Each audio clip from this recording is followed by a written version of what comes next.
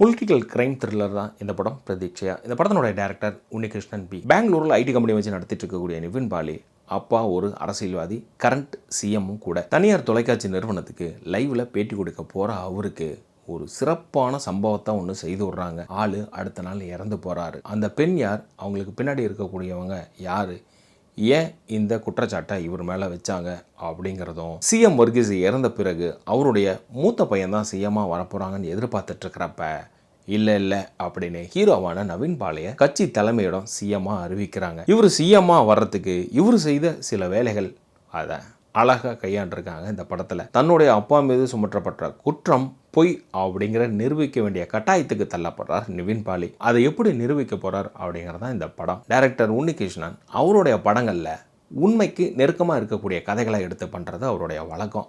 So இந்த படத்துலையும் எப்பவும் நடந்ததை உபயோகா பண்ணுற அப்படிங்கிற மாதிரி கேள்வி தெளிது மக்கள் மத்தியில். ஆனால் எலெக்ஷன் நடக்கல, செஞ்சு விடுவோம் அப்படின்னு பண்ணியிருப்பாராட்டிருக்கு. ப்ரிடிக்டபுளான கதை தான், அடுத்தது இதுதான் நடக்கும் அப்படிங்கிறது வெட்ட வெளிச்சமாக தெரியுது படம் பார்த்துட்டு இருக்கிறப்ப. கார்பரேட் வில்லனாக வரக்கூடிய சஃப்ருதீன் அவர் கையில் இருக்கக்கூடிய மீடியா இண்டஸ்ட்ரியை வச்சு என்ன வேணால் பண்ணலாம் அப்படின்னு நினைக்கிறத, ஆல்ரெடி தமிழ் இண்டஸ்ட்ரி ஆகட்டும் மலையாள இண்டஸ்ட்ரி ஆகட்டும் இந்த கார்பரேட் வில்லனை அடித்து துவைச்சி முடிச்சாச்சு.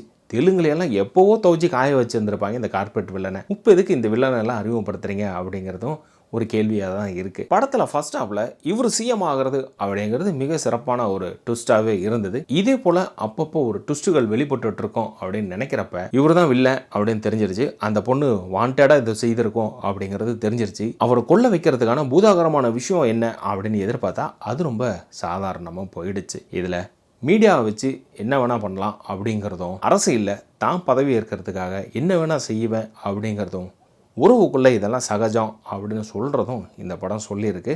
ஸோ நிவின் பாலியோட பர்ஃபார்மன்ஸ்ன்னு எடுத்துக்கிட்டோம்னா சட்டிலான ஒரு ப்ளே ஒன்று பண்ணியிருந்திருக்காப்புல, பெருசாக எதிர்பார்க்க முடியாது. ஒரு சிஎம் அப்படின்னு சொல்கிறப்ப அதுக்குள்ளார ஒரு கம்பீரம் இருக்கணும். இல்லை அவரோட ஸ்பீச் ஆகட்டும், ஒரு நடையாகட்டும், ஸ்டைல் ஆகட்டும், அதில் ஏதாவது ஒரு மாறுபாடு இருக்குன்னா அது எதுவுமே காட்டல. கோர்ட் ரூம் ட்ராமா அப்படிங்கிற மாதிரியே சிஎம் ஆஃபீஸ்க்குள்ளார நடக்கக்கூடிய ட்ராமாவாக தான் இருக்குது இந்த படம். மக்களை சந்திக்கிறதோ, மக்களோட பிரச்சனையை வித்தியாசமான சூழலில் ஹேண்டில் பண்ணுறதோ அப்படிங்கிறது எதுவுமே இந்த படத்தில் செய்யலை. ஏன்னா அதெல்லாம் பண்ணியிருந்தால் இப்போ நடக்கிற எலெக்ஷனில் ஏதோ ஒரு வித்தியாசத்தை காட்டியிருந்திருக்கலாம்.